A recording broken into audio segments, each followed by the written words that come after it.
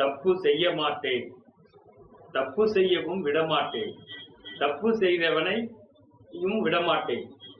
இது யார் சொன்னா? முதல்வர். வணக்கம் அனைவருக்கும்.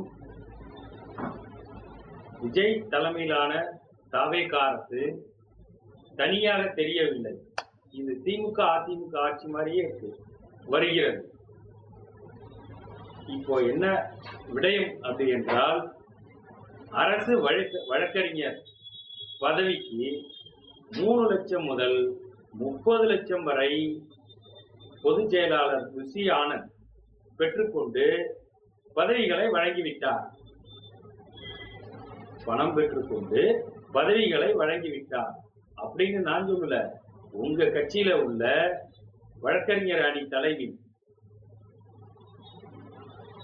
சென்னை ஹைகோர்ட்ல மனு போட்டிருக்காங்க. இப்போ உண்மை இல்லாமையா மனு போடுவாங்க?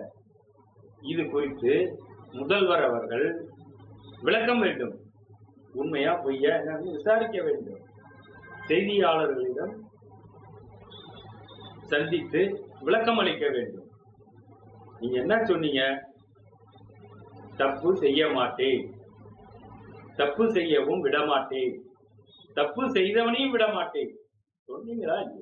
வேணா இந்த வீடியோ கேளுங்க. இந்த விஜய் தப்பு பண்ண மாட்டான், தப்பு பண்ணவும் விட மாட்டான். அது யாராக இருந்தாலும் சரி, என்னோட கவர்மெண்ட்ல என் கூடவே இருக்கிறவங்களாகவும் சரி, விட மாட்டான். இப்ப இது நடந்திருக்கு. என்ன பண்ண போறீங்க? அதாவது அதிமுக திமுகவில இருந்து தாவேகாவிற்கு வந்த வழக்கறிஞர் எல்லாத்துக்கும் இந்த பதவியை தாரை வார்த்துட்டாங்க. இந்த பணியை, அரசு வழக்கறிஞர் பணியை ருஷி ஆனந்த் அவர்கள் தாரை வார்த்து விட்டார். இது குறித்து உங்கள் நடவடிக்கை என்ன? சரி, இந்த இப்படி பணம் வாங்கிட்டு அரசு வழக்கறிஞர் பணியை கொடுத்தால் நீதிமன்றத்தில் அரசு வழக்கறிஞர்கள் நேர்மையாக வாதாடுவார்களா? அப்ப அவங்களும் வாங்க தானே செய்வாங்க. அப்ப எங்க லஞ்சத்தை ஒழிக்கிறது? லஞ்சத்தை ஒழிக்க முடியாது. ஒழிக்கணும்னா அதுக்கு தனி திறமை வேணும்.